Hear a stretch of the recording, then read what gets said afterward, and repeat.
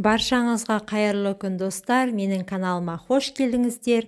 Видеоға лайк басып, каналға тіркелуді ұмытпаңыздар. Бүгін сіздермен бауырды тазалайтын 5 сусын туралы ақпараттармен бөлісетін боламын.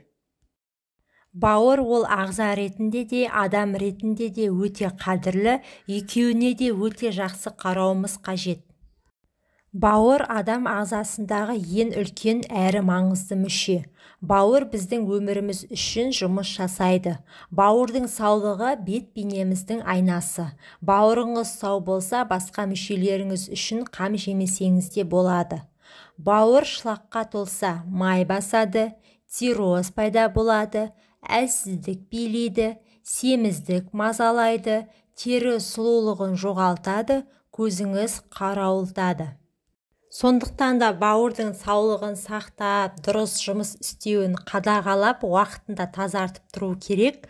Бауырды түрлі әдіспен жуып тазартуға болады, ал мен сіздерге қарапайым сусындармен жуу әдісін ұсынамын. Сәбіз шырыны, сәбізді шикідей жесеңіз де, шикі сәбіздің шырынын дайындап ішсеңіз де көмегі зор. Егер сәбіз шырынына саумалдық шырынын араластырып ішсеңіз, бауырыңызды жаңа қалпына келтіре аласыз. Сәбіздің құрамындағы бета-каротин және А дәрумені сіздің ағзаңызға, әсіресе бауырға өте пайдалы. Көктен дайындалған сусын көктерге қырыққабат, саумалды, қызылша сабағы, салат жапырағы, аскөк пен ақжелкен жатады. Осы көкөністерден салат дайындап жесеңіз болады, ал бірақ сусын әзірлеп ішсеңіз, бүкіл ағзаңыздың жұмысын жақсартады, бауырды тазалайды, емдейді, әрі саулығын ұзақ уақытқа сақтайды. Сіз бүкіл ағзаңызды улы заттан тазартып, зат алмасу жұмысын жандандырғыңыз келсе, алысқа көз жеткізіңіз. Ас үйіңіздегі көк шай сіздің арманыңызды әп-сәтте орындайды. Көк шай улы заттардан жоятын антиоксидантпен бай. Бұл сусын май ертеді. Бауырдың жұмысын жеңілдетеді. Ол үшін күніне бірнеше шыны қантсыз көк шай ішуді әдетке айналдырыңыз. Ем кезінде кофе, қара шай, газдалған сусыннан үзілді-кесілді бас тартыңыз. Күркума шайы, күркума ас үйден орын алатын дәмдеуіш, сонымен қатар бауырдың саулығын жақсартатын қолжетімді дәрі, таза, тегіс, жаңа, жас теріге ие болғыңыз келсе, бауырыңызды тазартыңыз. Ол үшін күркумадан шай әзірлеңіз. Дайындау әдісі қарапайым. 1 шай қасық ұнтақты 1 литр қайнаған суға салып, 10 минуттай баяу отқа қайнатыңыз. Оған аздап лимон шырыны мен шымшым, қара бұрыш араластырып ішіңіз.